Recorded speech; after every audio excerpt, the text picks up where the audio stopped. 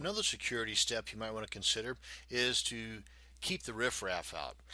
No offense to the riffraff amongst us, but you want to have the visitor registration turned off. Let me show you what I'm talking about. If we log into our dashboard here and come on down to, I believe it's settings, under general. Yep, that's the one. This is where you put in the tagline and the title and all that kind of stuff, or where you can change it, because I didn't go over that earlier, but we will cover this in greater detail in an upcoming video, so don't sweat that. Anyway, down here where it says membership, I'm going to leave this unticked. That way, if it is ticked, then anyone can register. If it's not ticked, then no one can register. And remember this, though, too. If you do want to allow people to register, which of course this is against what I'm trying to suggest to you in this video, then you by all means want to have them as the least powerful, that being the subscriber. The most powerful is administrator. You definitely don't want to do that, because then they have the ability to even log you out, just as I demonstrated in a prior video, and delete all of the stuff in here. So you definitely don't want to do that. So if you do decide to do this, only give them subscriber permissions, or role, if you will. But again, you come in here and you keep this unticked, and that will not allow anybody to register. Now, one of the cool things about having a blog is the community feel, which is going against the grain of what I'm trying to tell you to do here. One way around that, to where you can basically have your cake and eat it too, is to have a membership plugin.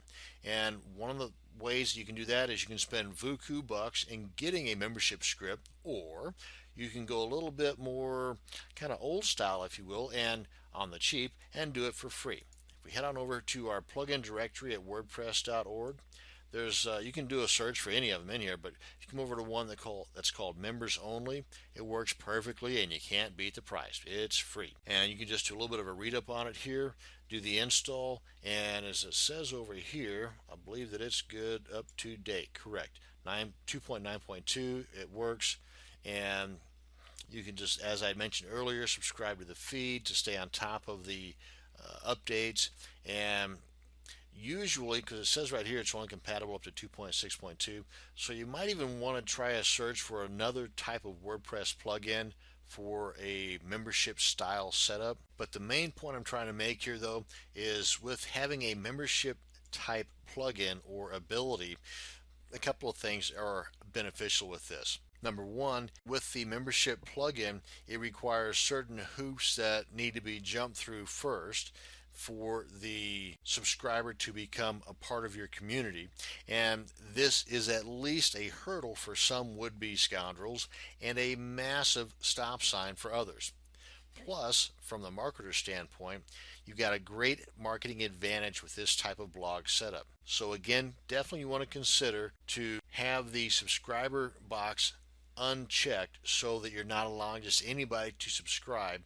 And to have that community feel with your blog, have an add-on or a plugin that is a membership style atmosphere for your blog, and that way you can keep things secure, you can regulate things more, and you've got the marketing juice of a membership site on the cheap. Because again, there's plenty of free plugins out there. Now there's even more and better premium plugins, but that's a story for another day.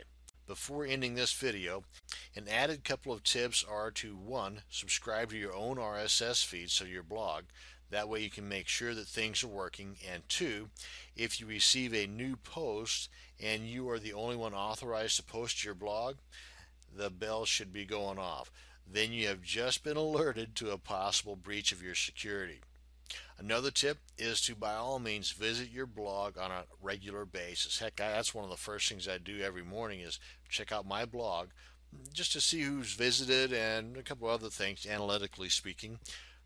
But checking out your own blog often to make sure that it looks as it should.